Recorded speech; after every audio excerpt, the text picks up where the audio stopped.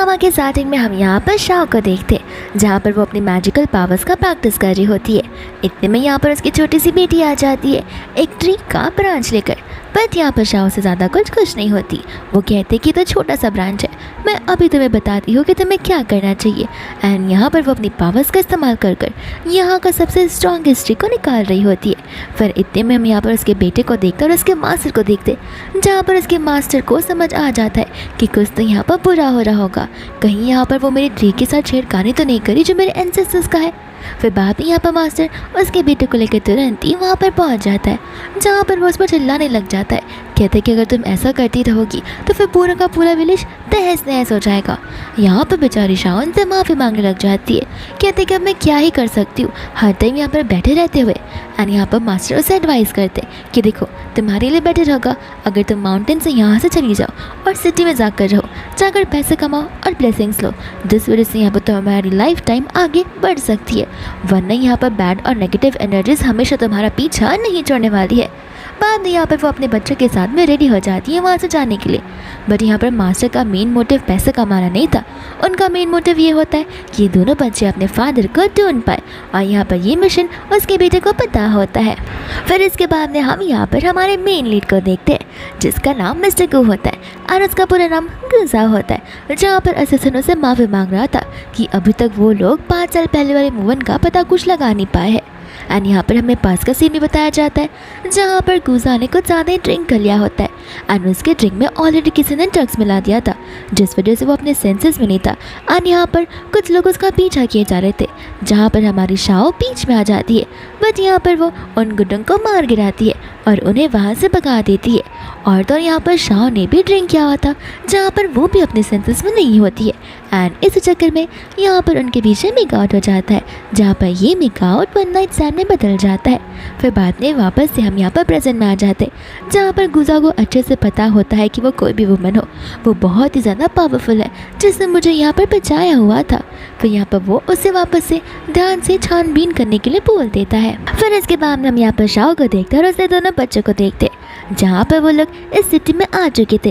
And यहाँ पर उनकी नज़र एक स्टॉल पर चली जाती है, जहाँ पर स्टॉल पर एक गेम चल रहा होता है कि अगर कोई भी अपने हाथों से इस 10 किलो के वजन को उठा लेगा तो फिर इन रिटर्न यहाँ पर उसे रिवॉर्ड मिला जाएगा। तो फिर यहाँ पर शाह चली जाती है उसमें पार्टिसिपेट करने के लिए। सभी लोग यहाँ पर उसे क्रिटिसाइज कर रहे होते हैं कि वो एक वुमन है, इतने स्ट्रॉन्ग मैन भी इस बार को नहीं उठा पा रहे हैं, तो फिर एक वुमन क्या ही कर सकती है। इतने में यहाँ पर सी क्यूट सी बेबी एमी बोलने लग जाती है कि मेरी मम्मा ने तो एक हाथ से 5 काउस और 5 बफेलोस को उठाया, तो फिर ये तो इनके लिए कुछ भी नहीं है। सभी लोग यहाँ पर हंस रहे होते, ये सोचे कि बच्ची छोटी है तो मजाक कर रही है। एंड बाद में यहाँ पर आ गई थी कि कोई बात नहीं, मैं तुम सभी को प्रूव कर रहूँगी। एंड यहाँ पर वो एंट्री फीस में 200 रुपीज़ दे देती है, जिसके बाद में वो अपने एक हाथों से उस 10 किलो के बार को उठा लेती है। ये चीज़ देखकर सभी के सभी लोग शॉक हो जाते हैं और उसका वीडियो तक निकालने लग जाते हैं। लेकिन यहाँ पर वो शॉप ओनर हैरान हो जाता है इस चीज़ को देखकर। दूसरा यहाँ पर गुजा और उसके असिस्टेंट को देखते हैं, जो कि वहीं से गुजर रहे होते। गुजा बोलने लग जाता है कि वो लड़की तो बहुत ज़्यादा इनक्रेडिबल है, क्या पता ये 5 साल पहले वाली हो। असिस्टेंट बोलता है कि नहीं बॉस, आपको पता नहीं है, ये स्टॉल वाले लोग बड़े चालाक होते हैं। यहाँ पर जितनी भी पब्लिक है उसमें से एक उन्हीं का इंसान होता है, जहाँ पर वो लोग जानबूझकर उन्हें वो उठाने के लिए कह देते हैं, ताकि सभी के सभी पब्लिक इंटरेस्ट हो जाए एंड एंट्री फीस के नाम के लोग ढेर सारे पैसे कमा लेते हैं। बाद में यहाँ से गुजा और उसका असिस्टेंट चले जाते हैं। दूसरा यहाँ पर शाओ उस स्टॉल ओनर से पैसे मांगने लग जाती है। स्टॉल ओनर बोलता है कि कौन से पैसे। एंड यहाँ पर वो मैग्नीफाइंग ग्लास की मदद से उसे छोटे छोटे लिखे हुए शब्दों को बता रहा होता है कि तुम्हें यहाँ पर इन रिटर्न सिर्फ 10 रुपये मिलेंगे। ये सुनकर यहाँ पर शाओ को बड़ा गुस्सा आ जाता है। वो कहते हैं कि तुम एक नंबर के स्कैमर हो और तुमने हम सबको यहाँ पर उल्लू बना है। एंड गुस्से में वो अपना हाथ धीरे से यहाँ पर बेंच पर पटकती है, बट वो बेंच और अंकल दोनों की तरह गिर जाते हैं। फिर बाद में यहाँ से वो जाने लगती है, बट उसका बेटा एबी उसे कहीं नजर नहीं आ रहा था, तो फिर वो और तो और एमी उन्हें ढूंढने लग जाते हैं। फिर इसके बाद में हम यहाँ पर गुजा और असिस्टेंट को देखते हैं, जहाँ पर उनके साथ साथ एबी होता है। एंड यहाँ पर वो गुजा को अपना डैडी बुलाने लग जाता है। असिस्टेंट यहाँ से उस बच्चे को जाने के लिए बोलता है, बट गुजा उससे बड़े प्यार से बात करता है और उसकी मॉम के पास उसे वापस से जाने के लिए कहता है। एबी यहाँ पर कह रहा होता है कि मैं मजाक नहीं कर रहा हूँ और ना ही मैं झूठ बोल रहा हूँ, तुम ही मेरे डैडी हो। गुजा को लग रहा होता है कि ये बच्चा है तो बस ऐसी बातें किए जा रहा है और दिखने में मैं इतना ज़्यादा हैंडसम जो हूँ तो हर कोई यहाँ पर मुझे डैडी बनाना चाहता है। फिर बाद में यहाँ से वो उसे जाने के लिए कहता है, ये कहते हो कि अगर तुम नहीं गए तो मैं तुम्हारे बालों को कट कर दूंगा। फिर बाद में वहाँ से वो लोग चले जाते एक कंपटीशन में। दूसरा यहाँ पर भी सोच रहा होता है कि मेरे डैडी मुझ पर यकीन नहीं कर रहे हैं। फिर बाद में यहाँ पर गुजा उस वुमेन वेट लिफ्टिंग कॉम्पिटिशन में आ गया होता है जहाँ पर वुमेन वेट लिफ्टिंग कर रहे थे। यानी कॉम्पिटिशन वेट लिफ्टिंग का होता है जहाँ पर उन्हें भारी गंभीर बोझ को उठाना होता है। एंड इस कंपटीशन के अंदर हम यहाँ पर मिया को देखते जहाँ पर मिया किसी तो अननोन इंसान के साथ में होती है। एंड यहाँ पर ये इंसान उसे गुजा को परस्यू करने के लिए बोल रहा था। मिया यहाँ पर बोलने लग जाते कि मुझ में ऐसी कौन सी खास बात है कि वो यहाँ पर मुझे पाव देगा। तो फिर यहाँ पर उस पर्सन को गुजा के 5 साल पहले के नाइट स्पेंड वाली बातें पता होती है तो वो उसे उस बारे में बताने लग जाता है। वो कहते हैं कि ये सब तो ठीक है बट उसे मेरी बातों पर यकीन कैसे होगा। वो उसे बताता है कि देखो वो लड़की कुछ ज़्यादा ही स्ट्रांग थी और गुजा उसे ढूंढते हुए इस कॉम्पिटिशन में आने वाला है। तो फिर तुम बस यहाँ पर वेट्स को उठा लेना और सारी चीज़ें तुम्हारे हाथों में हो जाएंगी। यहाँ पर वापस से मियाँ मना करने लग जाती है क्योंकि वेट उठाना कोई आसान बात नहीं होती है। अगर वो 10 दिनों में प्रैक्टिस भी कर लेगी तो फिर भी वो चीज़ पॉसिबल नहीं है। बट यहाँ पर वो इंसान उसे बेफिक्र होने के लिए कहता है, बोलता है कि तुम टेंशन मत लो, तुम्हारे जितने भी वेट लिफ्टिंग वाले मटेरियल्स होंगे उसके अंदर मैं कुछ नहीं डालने वाला हूँ, उसे मैं फैब्रिकेट कर दूंगा तो तुम ज़रूर जीत जाओगी। एंड यहाँ पर ठीक ऐसा ही होता है, मियाँ इस कॉम्पिटिशन को जीत जाती है। असिस्टेंट यहाँ पर बोलने लग जाता है कि ये वुमेन तो कुछ ज़्यादा ही स्ट्रांग है और इसका फिगर भी 5 साल वाली पुरानी वुमेन के जैसा ही लग रहा है, तो फिर क्या पता ये वो इंसान हो। एंड गुजा यहाँ पर उसे पर्सनली बात करने के लिए बुला देता है। गुजा यहाँ पर उसे बोलने लग जाता है कि तुम ही वो वुमेन हो जिसके साथ 5 साल पहले मैंने नाइट स्पेंड किया हुआ था। मियाँ यहाँ पर बोलने जाते कि तो फिर तुम वो इंसान हो। यहाँ पर मैंने तुम्हें ढूंढने की क्या कुछ नहीं कोशिश की पर मैं कैसे भरोसा करूँ कि तुम वही मैन हो। एंड यहाँ पर गुजा उसे भरोसा दिलाने लग जाता है, कहते कि माफ़ कर देना, मैं यहाँ पर तुम्हें कंपेंसनेट करना चाहता हूँ। यहाँ पर मियाँ साफ साफ कह देती है कि वो मेरा फर्स्ट टाइम था एंड यहाँ पर मैं कोई चैरिटी का काम नहीं कर रही हूँ जहाँ पर मैं पैसों के पीछे भागूंगी, तो फिर मुझे यहाँ पर तुम्हारी वाइफ बनना है। बाद में यहाँ पर गुजा बोलता है कि ठीक है जैसे तुम कहोगी वैसा होगा, मैं तुम्हारी रिस्पॉन्सिबिलिटी लेने के लिए रेडी हूँ।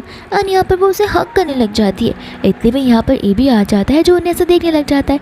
एंड ये भी समझ जाता है कि ये तो कोई बैड वुमन है जो कि मेरे डैड को स्कैम करने की कोशिश कर रही है, मुझे जाकर तुरंत यहाँ पर मम्मा को बताना ही होगा।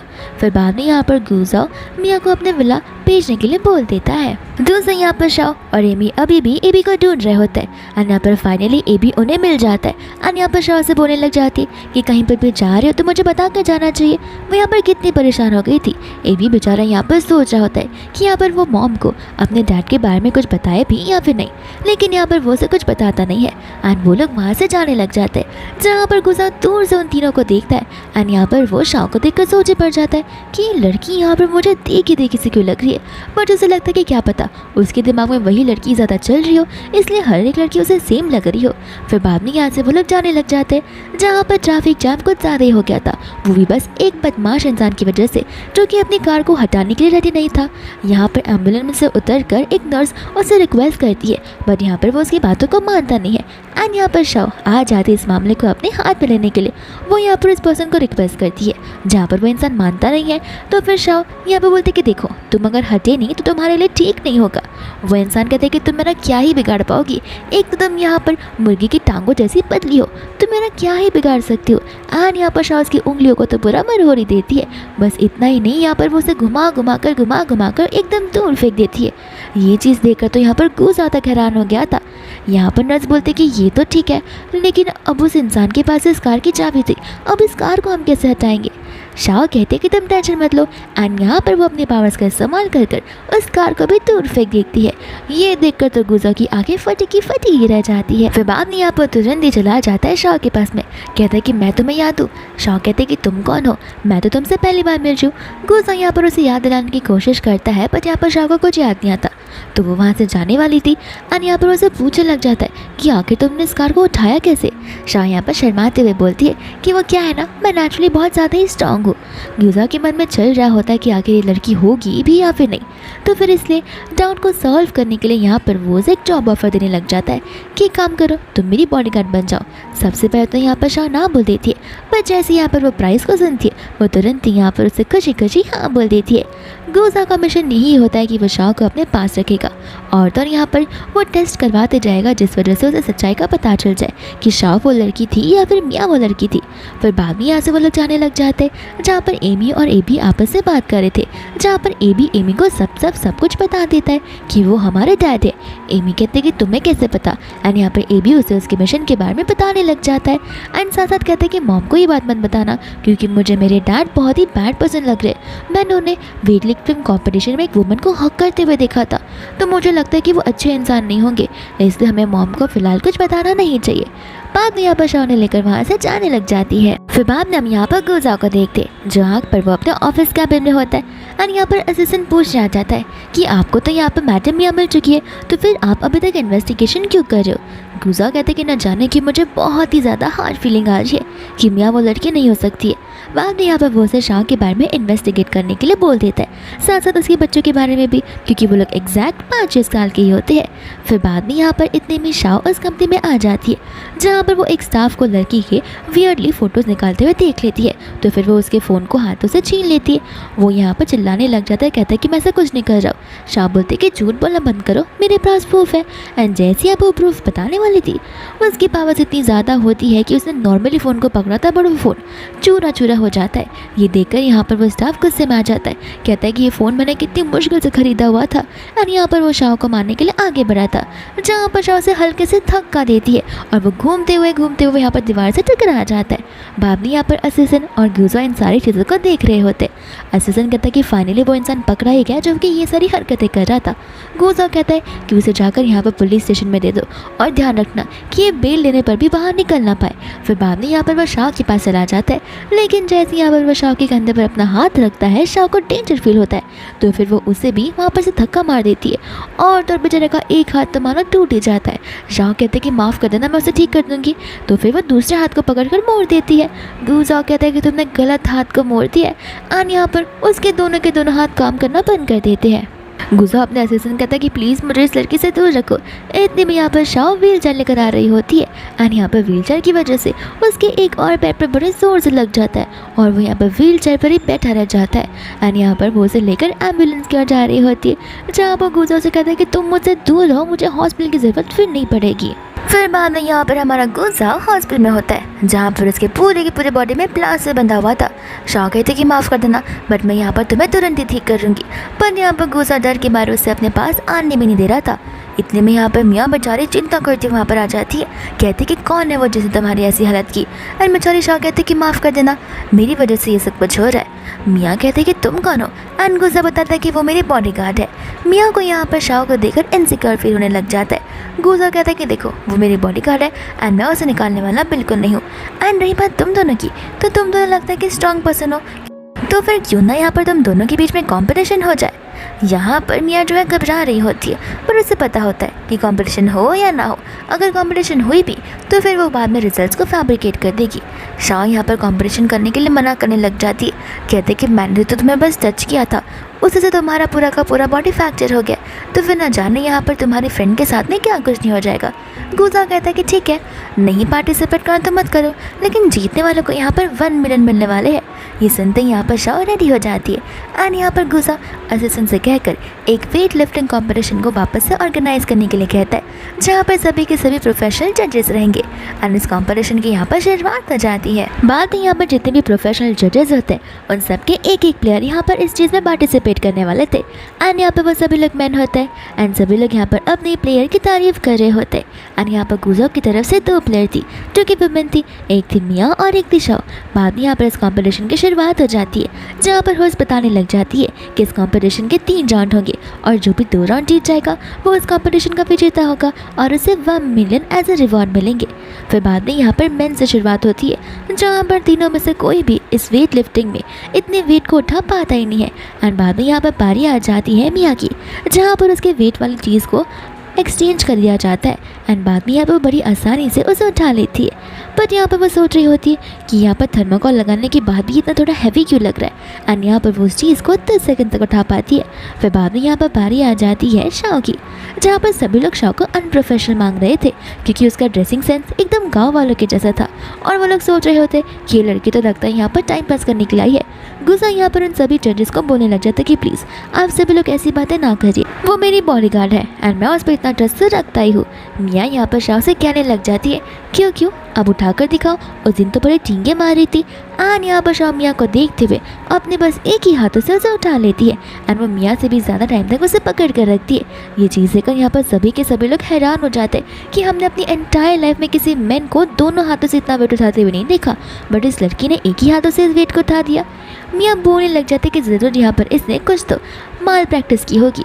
जाओ यहाँ पर बोलने लग जाता है कि तुम्हें ऐसा क्यों लग रहा है। तो फिर यहाँ पर शाह सभी से कहते कि अगर किसी को भी इस चीज़ पर शक जा रहा है तो फिर वो लोग स्टेज पर आकर इस चीज़ को चेक कर सकते हैं। बाद में यहाँ पर एक जज आकर चेक करता है एंड उसका वेट 200 kg होता है। बाद में यहाँ पर शाह से उठाते हुए पूरी तरीके से घुमाने लग जाती है, जिस वजह से यहाँ पर जोर जोर से हवाएं चलने लगती है एंड इस वजह से एक जज का तो यहाँ पर नकली बार तक उड़ जाता है जो कि असल में टकली होता है एंड ये चीज़ देखकर सभी लोग हंसने लग जाते हैं। फिर फाइनली यहाँ पर शाह फर्स्ट राउंड की विजेता बन जाती है, जहाँ पर मियाँ को अपनी हार माननी ही पड़ती है। फिर इसके बाद में यहाँ पर सेकेंड राउंड शुरू हो जाता है, जहाँ पर उन्हें चिकन लेग फाइट करनी होती है, जो कि उन्हें एक पैर पर खड़े होकर अपनी नीज से अपना अपोनेंट के साथ में मैच करना होता है एंड जो भी यहाँ पर गिर जाएगा वो हार जाएगा एंड जो भी यहाँ पर अपने एक नीज पर बना रहेगा वो जीत जाएगा।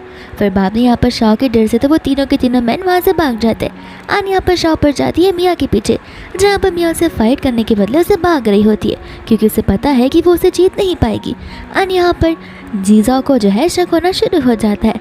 फिर बाद में यहाँ पर कंपटीशन में एक ब्रेक आ जाता है, जहाँ पर गुजा चला जाता है मियाँ से पूछने के लिए कि तुम यहाँ पर भाग क्यों रही थी। मियाँ बोलने लग जाते कि वो एक्चुअली मेरी तबीयत ठीक नहीं है ना, बस इस वजह से। गुजा कहते कि कहीं तुम झूठ तो नहीं बोल रही हो ना, शुरुआत से लगता तुम मुझे झूठ बोलती आई हो। मियाँ कहते कि आखिर मैं तुमसे झूठ क्यों ही बोलूँगी, मैं कौन सी गोल्ड डिगर हूँ जहाँ पर मैंने तुम्हें तुमसे पैसे मांग दिए। गुजा बोलने लग जाते थे कि ठीक है, इसका मतलब ये है कि तुम यहाँ पर शाह के साथ में फाइट कर सकती हो एंड यहाँ पर मियाँ उसे कुछ रिस्पॉन्स नहीं कर रही होती है। दूसरा यहाँ पर गुजा शाह के पास चला जाता है उसे 5 साल पहले वाली बात पूछने के लिए और वो उसे अपने दिमाग पर जोर डालते हुए उसके बारे में पूछ रहा होता है, बट यहाँ पर शाह को अभी भी कुछ याद होता ही नहीं है। मियाँ यहाँ पर बोलने लग जाते कि देखा, मैंने तुमसे कहा ना कि मैं झूठ नहीं बोल रही हूँ, 5 साल पहले मैंने ही तुम्हें बचाया था। बट यहाँ पर वो पेट दर्द का बहाना करने लग जाती है और शाह को अपने साथ हेल्प करने के लिए ले चलती है एंड जाते वक्त यहाँ पर वो दोनों के दोनों रेसलर्स को इशारे कर जाती है एंड जैसे यहाँ पर वो लोग रेस्टोरेंट के बाहर होते वो दोनों रेसलर्स वहाँ पर आ जाते तो शाह को बोलने लग जाते कि तुम्हारी वजह से आज हमें कितना ह्यूमिलेशन फील करना पड़ रहा है, अब हम तुम्हें बता दें कि हमारी ताकत क्या है। शाह यहाँ पर उन रेसलर से बिल्कुल नहीं डरती है एंड यहाँ पर तो वो उनके साथ जम कर फाइट करती है, जहाँ पर वो रेसलर्स को बहुत रिग्रेट हो रहा होता है। इतने में यहाँ पर गुजा होकर उसे फाइट करता हुआ देख लेता है, जहाँ पर असिस्टेंट उसके पीछे पीछे भागता हुआ आता है एंड कहता है कि आपका शक सही निकला, मियाँ यहाँ पर आपसे झूठ बोलती आई है। और तो यहाँ पर वो उसे बताने लग जाता है कि उसने कोई वेट को नहीं उठाया एंड इतने में यहाँ पर गुजा खुश होते हुए शाह के पास चला जाता है और उसे हक करने लगता है। शाह कहते हैं कि तुम मुझे हक क्यों कर रहे हो, तुम्हें तो मुझे यहाँ पर बोनस देना चाहिए एंड यहाँ पर गुजा उसे यहाँ पर अनलिमिटेड कार्ड वाला देने लग जाता है, कहता है कि तुम्हें जितने खर्चे चाहिए तुम कर सकती हो। शाह यहाँ पर उसके फेस को टच कर देखने लग जाती है कि तुम्हारे फेस पर कहीं दाग तो नहीं है, इसका मतलब ये है कि तुम्हें कुछ लगा वगा नहीं है। गुजा कहते हैं कि हाँ, मेरी कहीं टकरार नहीं हुई है। शाह कहते हैं कि तो फिर यहाँ पर तुम्हारा ब्रेन ठीक से वर्क तो कर रहा है ना, क्योंकि तुम कुछ भी बोले जा रहे हो, तुमने मुझे अनलिमिटेड वाला कार्ड दिया है। एंड यहाँ पर मियाँ बीच में आ जाती है, जहाँ पर वो शाह को गुजा को टच करने से मना करने लग जाती है। शाह यहाँ पर मियाँ से माफ़ी मांगती, कहते हैं कि मेरा मतलब वो नहीं था। बाद में यहाँ पर गुजा मियाँ से बोलने लग जाता है कि आखिर तुम कब तक झूठ बोलती रहोगी। मियाँ कहते हैं कि मैंने कोई झूठ नहीं बोला है। एंड यहाँ पर बाद में असिस्टेंट उसे वो वीडियो दिखाने लग जाता है, जिसमें यहाँ पर उसने जितने भी डंबल्स होते हैं उसे एक्सचेंज कर लिया होता है एक नॉर्मल थर्माकोल से। यहाँ पर वो बोलने लगती कि क्या पता ये वीडियो फेक हो। गुजा कहता है कि झूठ बोलना बंद करो, हमने उन दोनों इंसान से सब कुछ पता लगा लिया है और उन्होंने सारी सच्चाई बोल दी है। बाद में यहाँ पर मियाँ माफ़ी मांगने लग जाती है, कहते कि मैंने अपनी पावर्स खो दी है और मैं डर से गई थी, लेकिन मैं तुम्हें सच कह रही हूँ कि 5 साल पहले वाली वुमन कोई और नहीं बल्कि मैं हूँ। गुजा बोलता कि वो तो हमें अभी पता चल जाएगा। एंड इतने में यहाँ पर असिस्टेंट को उस होटल का CCTV फुटेज आ गया होता है, तो फिर सभी के सभी ध्यान से उस फुटेज को देख रहे थे। लेकिन इतने में यहाँ पर शाह चीख देती है, इस छींक की वजह से यहाँ पर गुजा के नाक में से तो खून आ जाता है और वो वहीं पर गिर जाता है। असिस्टेंट यहाँ पर गुजा को CPR दे रहा था जिसका कुछ फ़ायदा नहीं था, तो शाह यहाँ पर असिस्टेंट को बात जताती है और खुद ब खुद यहाँ पर वो उसे CPR देती है। लेकिन एक बार यहाँ पर प्रेशर डालती है, गुजा उठता तो है लेकिन वापस से यहाँ पर वो बेहोश हो जाता है। फिर बाद में हम यहाँ पर किसी को तो देखते हैं जो कि उन्हें देख रहा होता है एंड यहाँ पर वो इंसान उन्हें कंटिन्यूसली उन पर निगरानी रख रहा था एंड यहाँ पर वो इंसान शाह को भी जानता है, जहाँ पर वो शाह की मॉम को तक जानता है एंड यहाँ पर वो मन में कह रहा होता है कि शाह के साथ भी ठीक वैसे ही होगा जैसे कि उसकी मॉम के साथ हुआ था। फिर इसके बाद में यहाँ पर गुजा होता है घर पर, जहाँ पर उसकी आंखों के सामने मियाँ उसे उठाने की कोशिश कर रही थी एंड फाइनली यहाँ पर वो होश में आ जाता है, जहाँ पर वो मियाँ को और तोशा को उन दोनों को उससे दूर जाने के लिए कहता है एंड तुरंत ही यहाँ पर वो अपने असिस्टेंट से उस CCTV का फुटेज मांगने लग जाता है, जहाँ पर जैसे वो इस फुटेज को देखता है यहाँ पर हम मियाँ की शक्ल देखते और वो इसलिए क्योंकि यहाँ पर मियाँ एक एडिटर के पास गई होती है एंड यहाँ पर उसने उस एडिटर की मदद से उस वीडियो को बदल दिया होता है। अब तो यहाँ पर मियाँ को भी पता है कि वो लड़की शाह थी, बट अब एडिट करने के बाद सभी को लगेगा कि मियाँ ही वही लड़की है। फिर बाद में यहाँ पर शाह टाइम को देखकर चली जाती है एबी और एमी को पिक करने के लिए। दोस्तों यहाँ पर असिस्टेंट उसे हक करने लग जाता है, कहता है कि प्लीज़ मिस्टर गुजा आप मेरी बात को समझने की कोशिश करिए, यहाँ पर आपको अपनी लाइफ में शाह को नहीं रखना चाहिए, अगर वह रही तो हर एक दिन आपकी हर एक हड्डियाँ टूटती रह जाएगी और इस साल तक तो आपकी हड्डियाँ बचेंगी भी नहीं। बाद में यहाँ पर गुजा उसे उठने के लिए कहता है एंड यहाँ पर वो उसे हेवनली डॉक्टर का पता करने के लिए कहता है। यहाँ पर मियाँ को उनकी बातें कुछ समझ नहीं आ रही थी, तो फिर वो उनसे पूछने लग जाती है, जहाँ पर गुजा बताता है कि हाँ हम यहाँ पर बहुत समय से हेवनली डॉक्टर को ढूंढने की कोशिश कर रहे जो कि यहाँ पर माउंटेन्स में रहते हैं एंड वही वो इंसान है जो कि मेरी ग्रैंडमा को क्योर कर सकते। एंड मियाँ के मन में यहाँ पर न्यू प्लानिंग प्लॉटिंग शुरू हो जाती है, जहाँ पर नेक्स्ट डे वो एक हेवनली फेक डॉक्टर को लेकर आती है। गुजा उसे देखकर मन में सोचा होता है कि ये इंसान मुझे इतना फेक क्यों लग रहा है एंड इतने में हम यहाँ पर शाह को देखते जो कि गुजा से माफ़ी मांगने के लिए फ्लावर का बुके लेकर आई होती है। साथ साथ वो एबी को भी लेकर आई थी ताकि एबी को देखकर उसका दिल पिघल जाए। बाद में यहाँ पर वो जाकर उसे फ्लावर्स देने लग जाती है, जहाँ पर मियाँ को जेली से फील होती है। वो कहते हैं कि तुम गुजा को फ्लावर्स नहीं दे सकती हो। शाह कहती कि क्यों, तुम क्या उसकी वाइफ हो, मैं तो यहाँ पर उनसे माफ़ी मांगने के लिए आई हूँ। एंड बाद में यहाँ पर गुजा उसकी फ्लावर्स को एक्सेप्ट कर लेता है, बट यहाँ पर वो उससे दूर रहने के लिए कहता है। हम यहाँ पर उस फेक वाले हेवनली डॉक्टर को देखते हैं जिसकी नज़र सिर्फ और सिर्फ यहाँ पर वाइन्स पर होती है। इतने में यहाँ पर ग्रैंडमा आ जाती है, जहाँ पर मियाँ ग्रैंडमा को बटरिंग करना शुरू कर देती है एंड यहाँ पर ग्रैंडमा शाह को देखते उसकी आइडेंटिटी पूछने लग जाती है। बाद में यहाँ पर शाह अपने आप को इंट्रोड्यूस करवाने लग जाती है, जहाँ पर दोस्तों यहाँ पर मियाँ हेवनली फेक डॉक्टर को इंट्रोड्यूस करवाती है, जहाँ पर डॉक्टर कहता है कि आपको टेंशन लेने की ज़रूरत नहीं है, मैं यहाँ पर आपको ठीक कर दूंगा। बट यहाँ पर ये भी बोल रहा होता है कि ये इंसान फेक है, इसे यहाँ पर किसी को ठीक वेक करना नहीं आता। एंड शाह यहाँ पर उस इंसान को देखकर मन में ही पहचान जाती है कि ये तो मेरे मास्टर नहीं है, क्योंकि मेरे मास्टर ही अकेले यहाँ पर हेवनली डॉक्टर के नाम से जाने जाते हैं।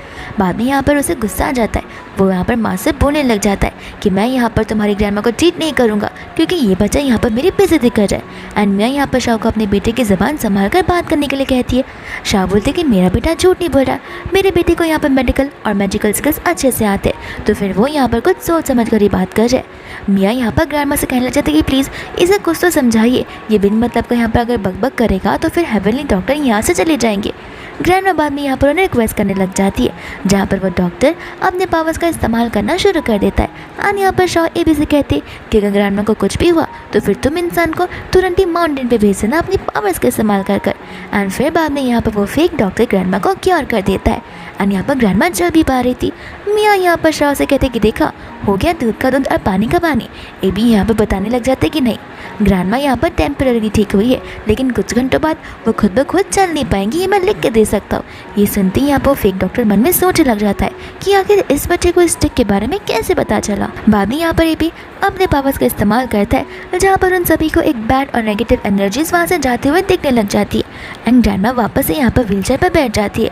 फेक डॉक्टर यहाँ पर गुस्सा हो जाता है, कहता है कि अब मैं तुम्हें ट्रीट करने वाला बिल्कुल नहीं हूँ, क्योंकि तुम लोग यहाँ पर मेरे मैजिकल पावर्स पर संदेह कर रहे हो। बाद में यहाँ पर ये भी बोलता है कि ग्रैंडमा आप टेंशन मत लीजिए, मैं आपको ठीक कर सकता हूँ। एंड यहाँ पर वो आसपास की चीज़ों को नोटिस करने लग जाता है। मियाँ शाह से कहते हैं कि तुम्हारा बच्चा कुछ काम का नहीं है, बस यहाँ पर वो नाटक कर रहा और टिंगे मार रहा है, अभी कभी तुम दोनों को यहाँ से चले जाना चाहिए। शाह कहते कि तुम अपना मुँह बंद रखो, मुझे मेरे बेटे पर पूरा भरोसा है। एंड यहाँ पर फाइनली एबी को एक पेंटिंग दिख जाती है जहाँ पर वो उन सभी को बताने लग जाता है कि इसमें से बैड एनर्जी आ रही है। एंड यहाँ पर वो अपनी पावर्स का इस्तेमाल करता है जहाँ पर से सारी की सारी नेगेटिव और ब्लैक एनर्जीज ऊपर हवा में उड़ने लग जाती है। ये देखकर यहाँ पर तो वो फेक डॉक्टर घबरा जाता है एंड सभी से माफ़ी मांगने लगता है कि यहाँ पर इस लड़की ने मुझे ये सब बोलने के लिए किया था। एंड इतने में यहाँ पर एबी ग्रैंडमा को ठीक कर देता है जहाँ पर ग्रैंडमा नॉर्मली चल फिर पा रही थी और अपने पूरे के पूरे लेग्स को मूव कर पा रही थी। मिया यहाँ पर बोलने लग जाती है कि इस डोंगी पापा की बातों पर विश्वास मत करो, मैंने उसे ऐसा कुछ भी नहीं कहा है। शाह यहाँ पर बोलते कि नहीं, ये इंसान झूठ नहीं बोल सकता है। एंड यहाँ पर बाद में वो उस डोंगी पापा को पूछती है कि तुम पक्का श्योर हो कि यहाँ पर मिया ने तुम्हें ये सारी चीज़ें करने के लिए कहा है। एंड यहाँ पर वो एक चेक दिखाने लग जाता है जिसके अंदर मिया का सिग्नेचर होता है। बाद में यहाँ पर मिया उसे लेकर फाड़ फोड़ कर फेंक देती है, कहती है कि सारी चीज़ें फेक है, मेरी बात पर भरोसा करने की कोशिश करो। बट यहाँ पर गुजा का गुस्सा आ जाता है, वो मिया के ऊपर कार्ड फेंक देता है, कहता है इन पैसों को लो और अभी के अभी यहाँ से दफा हो जाओ। बाद में यहाँ से वो लोग वहाँ से चले जाते हैं जहाँ पर ग्रैंडमा एबी को बहुत ज़्यादा थैंक यू बोलती है, कहते कि आज तो तुम यहाँ पर लंच कर ही जाना। फिर इसके बाद में यहाँ पर वो लोग लंच करने लग जाते हैं जहाँ पर शाह और एबी तो कुछ ज़्यादा ही खा रहे थे। एबी ग्रैंडमा से पूछ रहा होता है कि क्या मैं यहाँ पर अपनी सिस्टर को भी ले आ सकता हूँ एंड ग्रैंडमा यहाँ पर उसे हाँ बोल देती है। ग्रैंडमा यहाँ पर मन में सोच रही होती कि काश इन दोनों के जैसे यहाँ पर मेरे ग्रैंडसन और ग्रैंड डॉटर होते तो मेरी लाइफ यहाँ पर कितनी अच्छी होती। दोस्तों यहाँ पर गुजा जो है शाह को हेल्प कर रहा होता है उसके फेस पर चीज़ें वाइप करने के लिए। एंड यहाँ पर एबी सोच रहा था कि मॉम डैड को ज़्यादा प्रोग्रेस बना ही नहीं रहे, लगता है मुझे ही कुछ करना होगा। एंड यहाँ पर वो जानबूझकर मॉम के ऊपर पानी गिरा देता है। फिर बाद में यहाँ पर उसकी मम्मा यानी कि शाह चली जाती है कपड़े चेंज करने के लिए। एंड यहाँ पर उसे पीछे का जिप लग ही नहीं रहा था। इतने में यहाँ पर गुजा आकर उसे हेल्प करने लग जाता है जहाँ पर गुजा को याद आता है कि उस लड़की के राइट चेस्ट पर एक बर्थ मार्क था।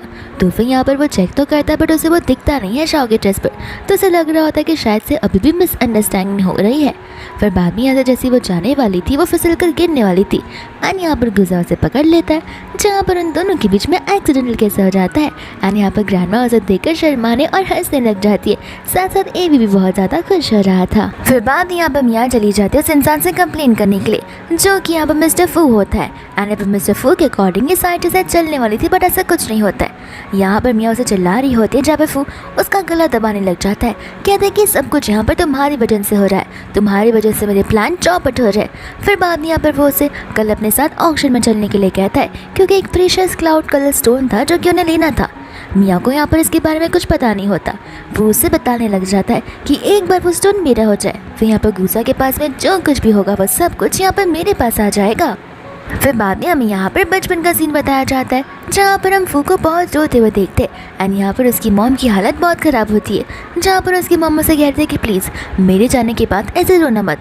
एंड यहाँ पर उसकी मॉम का आज आखिरी दिन होता है जहाँ पर एक इंसान आकर उसकी हेल्प करने के लिए गारंटी देने लग जाता है। फिर हम वापस से प्रेजेंट में आ जाते हैं जहाँ पर फू को बड़ा गुस्सा आ रहा होता है क्योंकि जिस दिन उसकी मॉम मरी थी उस दिन यहाँ पर गुस्सा का बर्थडे था और हालांकि इन दोनों के बीच में कोई तो कनेक्शन ज़रूर है। इसके बाद हम यहाँ पर गुस्सा को देखते हैं जो कि उस स्टोन को देख रहा होता है। शाह भी यहाँ पर गौर से देख रही थी, कहते कि तुम इसे इतना गौर से क्यों देख रहे हो, इसमें इतनी कौन सी स्पेशल बात है। एंड बाद में यहाँ पर गुस्सा उसे उस स्टोन की स्पेशलिटी बताने लग जाता है, साथ साथ उसका प्राइस भी।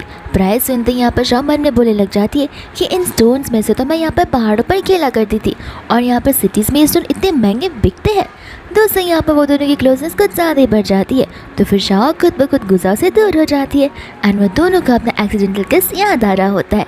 फिर बाद में यहाँ पर गुजा सामने से शाह को अपने साथ उस ऑक्शन में चलने के लिए कहता है, उसका साथ देने के लिए। फिर नेक्स्ट से यहाँ पर ऑक्शन वाला दिन आ जाता है जहाँ पर मिया शाह को और एबी को आते हुए देखकर चिढ़ सी जाती है। मिया यहाँ पर शाह से बोलने लग जाती है कि तुम्हें पता है ना ये ऑक्शन बहुत ही ज़्यादा इंपॉर्टेंट है जहाँ पर सिर्फ हायर क्लास वाले लोग आया करते, तो फिर तुम यहाँ पर क्या कर रही हो। शाह यहाँ पर मन में बोलने लग जाती है और तो मियाँ से भी कहती कि मुझे यहाँ पर न जाने क्यों किसी की जलने की बुआ आ रही है। यहाँ पर मियाँ को गुस्सा आने लग जाता है और वह शाह से कहते कि ठीक है चलो तुम यहाँ पर आ भी गई लेकिन तुम ऑक्शन में पार्टिसिपेट कैसे कर पाओगी, क्योंकि ऑक्शन में पार्टिसिपेट करने के लिए तुम्हारे पास पैसे तो होने चाहिए। शाह यहाँ पर मियाँ को टेंशन लेने से मना करती है, कहती कि मैं अपनी सारी की सारी प्रिपरेशन करके आई हूँ। एंड इतने में यहाँ पर एमी एक बड़े से स्टोन्स को लेकर आ जाती है एंड एमी को ऐसे आता देख सभी के सभी लोग चौकन्ना हो जाते हैं। वो लोग इस बात से हैरान थे कि आखिर एक छोटी सी बच्ची इतना भारी भरकम पत्थर कैसे उठा सकती है। मियाँ यहाँ पर बोलने लग जाती है कि तुमने तो अपनी बच्चे को एक्टिंग करने की कितनी अच्छे से ट्रेनिंग दे रखी है। शाह कहते कि नकली स्टोन नहीं है, अगर यकीन नहीं हो रहा तो तुम खुद ही इसे उठा कर देखो, लेकिन मुझे पता है कि तुम इसे नहीं उठा पाओगी। मियाँ यहाँ पर कहते कि जाने भी दो, लेकिन इस स्टोन के बदले तुम यहाँ पर कुछ भी नहीं खरीद पाओगी। यहाँ पर शाह से कहते कि नहीं मेरे पास एक नहीं बल्कि ढेर सारे स्टोन्स हैं। और यहाँ पर वो एक एक करके कम से कम 5-6 स्टोन्स को तो निकाल ही लेती है। सभी लोग यहाँ पर उस पर हंसने लग जाते क्योंकि मियाँ जो उसका मजाक बना रही होती है, ये कहते हुए कि तुम्हें क्या लगता है इस टूटे फूटे स्टोन के बदले कोई तुम्हें इतना प्रीशियस चीज़ देगा। शाह कहते ये टूटे फूटे स्टोन्स नहीं है, ये बहुत कीमती स्टोन्स हैं। इन सभी का अगर वर्थ देखा जाए तो 500 मिलियन तो ज़रूर हो ही जाएगा। मियाँ बोलते कि 500 मिलियन, कोई यहाँ पर इसके 500 रुपये भी नहीं देगा, तुम न जाने कौन से ख्याल में हो। लेकिन इतने में यहाँ पर गुजा आ जाता है जो कि बोलने लग जाता है कि मैं सारे के सारे स्टोन्स 1 बिलियन में खरीदूंगा। और उसी चीज़ को सुनकर सभी लोग हैरान हो जाते हैं। मियाँ यहाँ पर गुजा से कहने लग जाती है कि तुम क्या इस बेवकूफ़ लड़की के इंसान के बातों में आ रहे हो। ये लड़की यहाँ पर तुम्हें बेवकूफ़ बनाने की कोशिश कर रही है और उसके बदले यहाँ पर वो तुमसे कितने सारे पैसे ले लेगी। गुजा यहाँ पर मियाँ को वार्निंग देने लगता है, कहते कि देखो तुम्हारे साथ जो मेरा बिजनेस था वो ऑलरेडी मैंने सेटल डाउन कर लिया है, तो फिर शाह के बारे में ये सब बोलना बंद करो तो बेटर होगा, और मेरा पीछा करना भी। मियाँ कहते कि मैं तुम्हारे लिए यहाँ पर नहीं आई हूँ।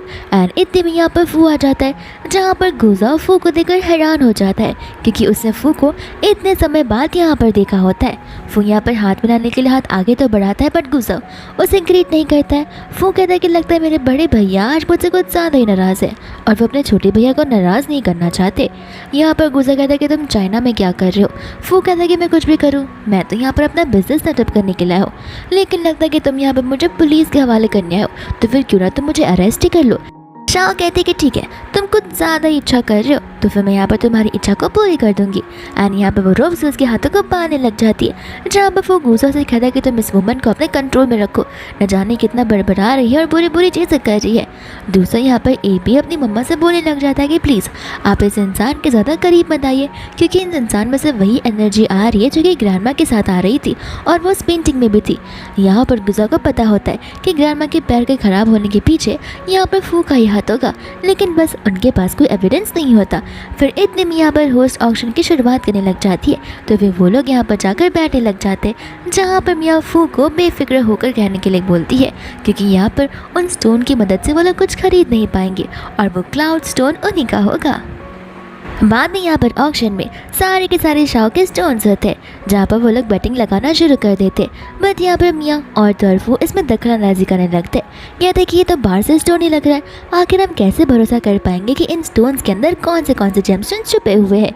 शाह कहते कि टेंशन मत लो, मैं अभी जाकर तुम्हें बताने लग जाती हूँ। फिर बाद में यहाँ पर स्टेज पर चली जाती है, जहाँ पर मियाँ और फू को तो पूरा भरोसा होता है कि वो एक नॉर्मल स्टोन निकलेगा, उसके अंदर से जेमस्टोन निकलना तो पॉसिबल ही नहीं है।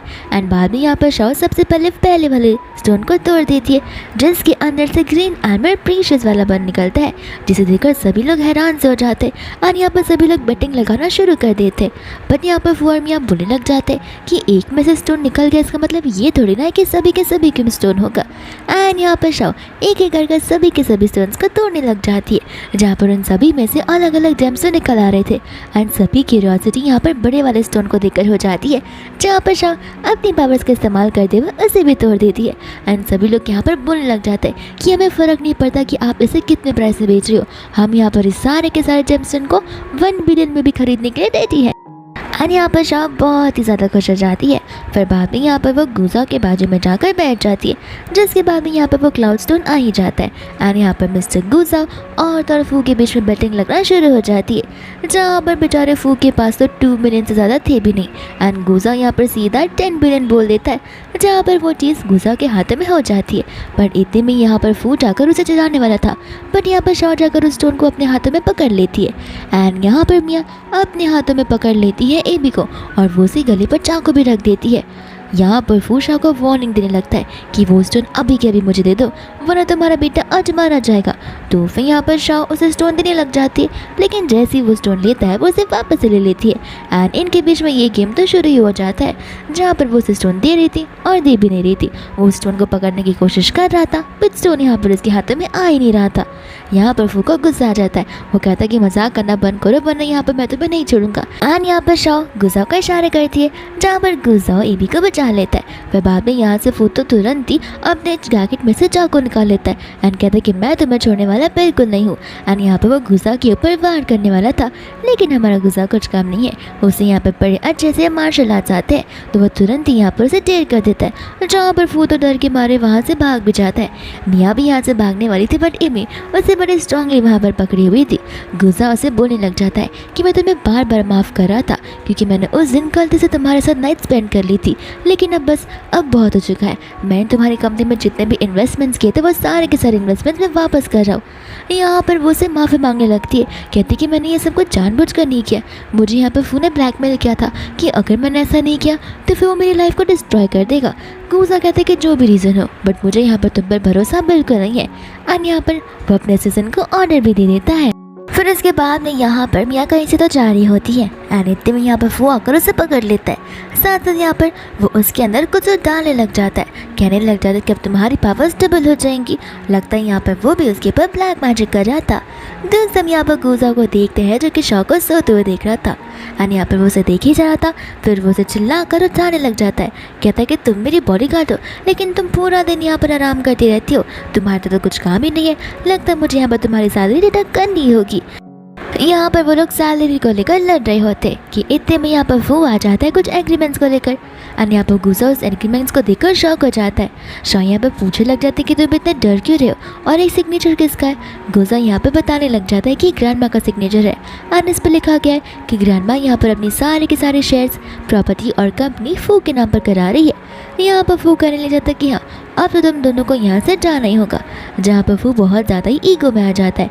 शॉ कहती है क्या पता ये सब कुछ फेक हो तो, और यहाँ पर गुजा उसे अच्छे से रेक्टिफाई करने लग जाता है, कहता है कि टेंशन मत लो, मैं यहाँ पर जाकर ग्रैंडमा से सब कुछ पूछ लूँगा। वो यहाँ से जाने वाला था कि इतनी में यहाँ पर वो बोलता है कि रुको, इतना जल्दी जाने की ज़रूरत नहीं है, एक वीडियो देख लो ग्रैंडमा का, जहाँ पर ग्रैंडमा ने खुद ब खुद ये सारी चीज़ों को कन्फेस किया हुआ है। पर बाद में यहाँ पर वो उसे उस वीडियो को बताने लग जाता है, जहाँ पर गुजा को अभी भी कुछ यकीन नहीं हो रहा था। फिर वो ध्यान से उस सिग्नेचर को देखता है तो समझ जाता है कि ये तो फेक है। यहाँ पर वो जो है सारे सामान को फेंक रहा होता है, लेकिन जैसे यहाँ पर शॉ उसे रोकने लगती है वो यहाँ पर खुद ब खुद नीचे गिर जाता है। शॉ कहती है कि तुम्हें समझ आ रहा है ना कि तुम मुझसे कितने ज़्यादा वीक हो, तो फिर मुझसे पंगा लेने की कोशिश मत करो। फू कहता है कि ठीक है, तुम दोनों को मेरी बातों का यकीन नहीं है ना, ठीक है, मैं अभी के अभी यहाँ पर ग्रैंडमा को वीडियो कॉल लगाता हूँ। एंड यहाँ पर वो वीडियो कॉल पर ग्रैंडमा को पूछने लग जाता है, जहाँ पर ग्रैंडमा उसे बस हाँ ही बोलती है, लेकिन जैसे यहाँ पर गुजा कुछ ग्रैंडमा को पूछता है कॉल यहाँ पर कट हो जाता है। शाह बोलती है कि तुम फू की बातों में आओ मत, वो बहुत ही ज़्यादा बेवकूफ़ इंसान है, उसे अच्छे से झूठ बोलने आता भी नहीं है। ये वीडियो कॉल एक AI generated fake video call है और इसलिए ग्रैंडमा ने यहाँ पर तुम्हारे सवालों का जवाब दिया ही नहीं और कॉल नॉर्मली अपने आप टाइम ड्यूरेशन के अकॉर्डिंग कट हो गया। वो यहाँ पर बोलता है कि ठीक है, नहीं भरोसा है तो जाने दो। इतने में यहाँ पर मिया आ जाती है अपने डैड के साथ में एंड यहाँ पर मिया के डैड कोई और नहीं बल्कि यहाँ पर चाइना के सबसे रिचेस्ट इंसान मिस्टर सू होते, जहाँ पर मिया कह रही होती कि डैड मुझे इस कंपनी को ख़रीदना है मेरे फू के लिए, जो कि मैं करना चाहती हूँ। एंड यहाँ पर उसके डैड बोलते कि तुम टेंशन मत लो, तुम्हें जो कुछ चाहिए मैं सारी चीज़ें तुम्हें दिलवा कर जाऊँगा ही। यहाँ पर गुस्सा बोलने लग जाता है कि तुम्हें यहाँ पर तुम्हारे डैड मिले कैसे, आई मीन यहाँ पर मिस्टर सू की तो कभी कोई बेटी थी ही नहीं। एंड बाद में यहाँ पर मिस्टर सू बताने लग जाते कि उनकी एक बेटी थी जो कि बहुत पहले खो चुकी थी एंड फाइनली उन्होंने उसे ढूंढ लिया, जो कि यहाँ पर मिया है। गुजा यहाँ पर अंकल को वार्निंग देने लगता है, कहते कि क्या पता ये साइड से एक फेक हो, क्योंकि इस वुमन ने मुझे पहले भी चीट कर दिया है, अलग अलग प्रूफ को दिखाकर जो कि फेक थे, तो फिर आपको भी चौकन्ना न रहना चाहिए। अंकल कहते कि ऐसा हो ही नहीं सकता है, मेरी बेटी की चेस्ट पे एक बर्थ मार्क है, तो फिर उस बर्थ मार्क से मैं उसे पहचान सकता हूँ।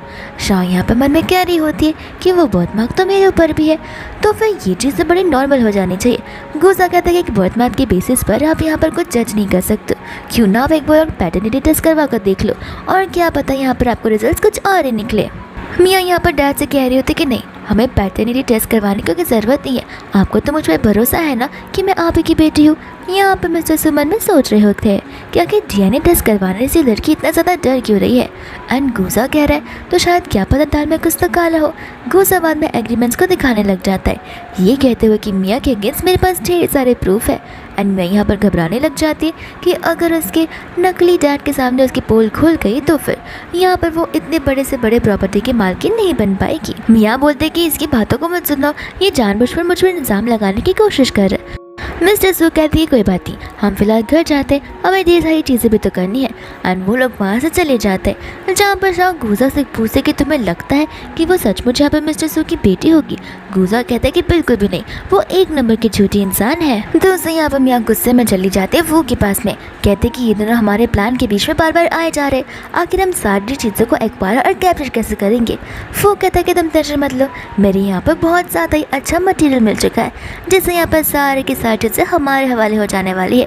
फिर बाद में हमें यहाँ पर कुछ समय का सीन बताया जाता है, जहाँ पर फू अपने मासा के पास गया होता है एंड यहाँ पर वो मासा से रिक्वेस्ट कर रहा था ताकि वो अपने बड़े भाई की सारी चीज़ों को एक्वायर कर पाए। एंड यहाँ पर बस के मास्टर उसे ट्विन मटेरियल देते, जो कि ट्विन यानी कि डिट्टो एक दूसरे के जैसा दिखता है। तो फिर वो मटेरियल जाकर उसे उसके घर में लगा देना होगा, जिसकी वजह से यहाँ पर उसे घर में वापस से नेगेटिविटी छाने लग जाएगी।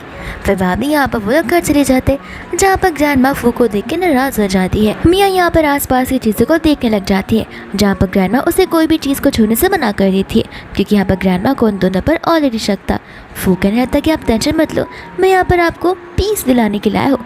इतने में यहाँ पर हम देखते हैं गुजा को और तोरशा को, जहाँ पर उन्हें पता चल गया होता है कि घर पर यहाँ पर फू और तोर भी एक साथ आए हुए हैं। तो फिर वो लोग तुरंत ही वहाँ से निकल पड़ते। एंड इतने में यहाँ पर शाह कॉल कर एबी को तुरंत अपनी पावर्स का इस्तेमाल करते हुए घर पहुँचने के लिए कहती है, ताकि वो तब तक उस सिचुएशन को हैंडल कर पाए।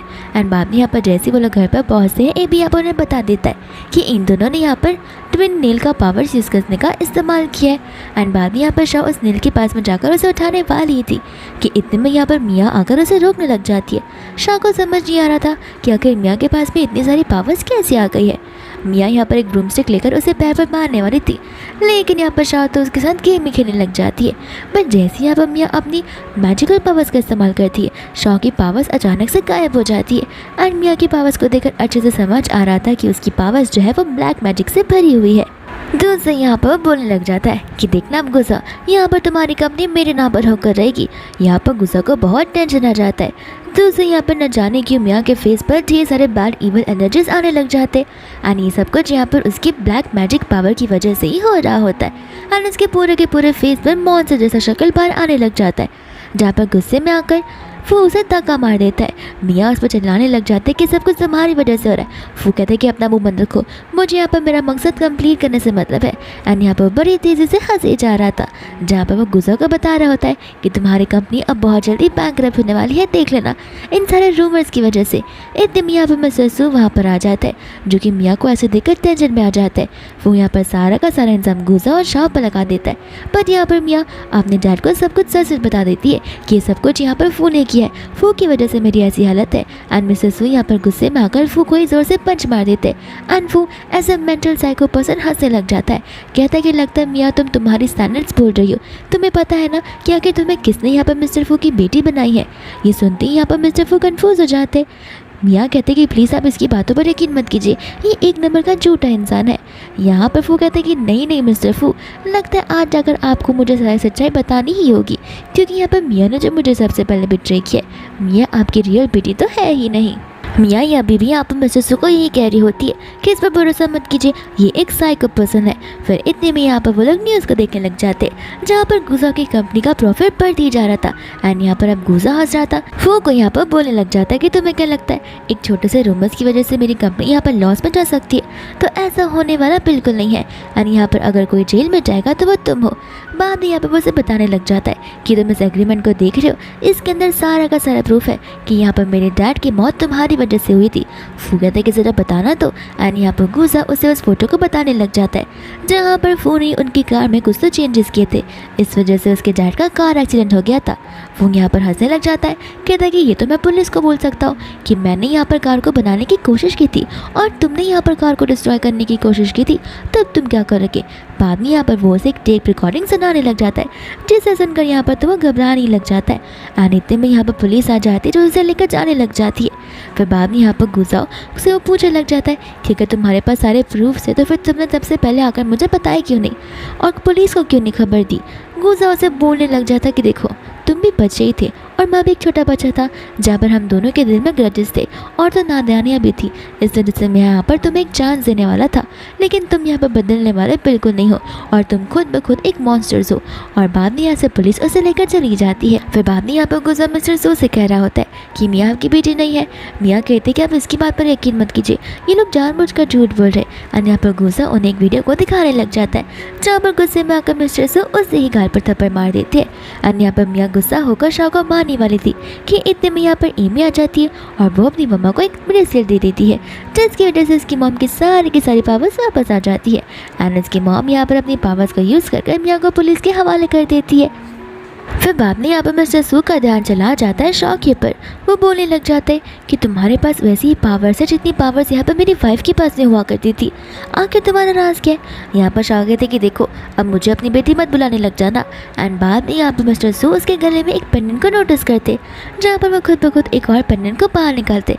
एंड यहाँ पर वो उसे गले मिलने लग जाती है, कहते हुए कि तुम ही मेरी बेटी हो। एंड यहाँ पर गुजा कहते कि हाँ शाह ये आपकी रियल बेटी है, अगर आपको डीएनए टेस्ट करवाना है तो आप करवा सकते हो, जो कि मैंने ऑलरेडी करवा दिया है और वो डीएनए रिजल्ट्स अपने रास्ते पर ही होंगे। यहाँ पर अंकल बहुत ज़्यादा खुश हो जाते हैं अपने ग्रैंडसन और ग्रैंड डॉटर को देखकर। दोस्तों यहाँ पर शाह होती है जो कि गुजा को उसके पूरे नाम से बुलाती है एंड कहते हैं कि अब से मैं यहाँ पर तुम्हारी बॉडीगार्ड वाली जॉब नहीं करने वाली हूँ। वो क्या है ना, मेरे पास पैसों की कमी नहीं है। फिर बाद में यहाँ पर गुजा तो नाराज़ हो ही जाता है एंड वो लोग यहाँ से जाने लग जाते हैं, जहाँ पर गुजा जो है एबी से कह रहा होता है कि तुम्हारी हार्डवर्क की वजह से आज तुम्हारी मम्मा इस मुकाम तक पहुँची है। फिर यहाँ पर वो अपने ऑफिस में होता है, जहाँ पर वो बड़ा नाराज़ बैठा हुआ था एंड असिस्टेंट को सारी बातें पता थी।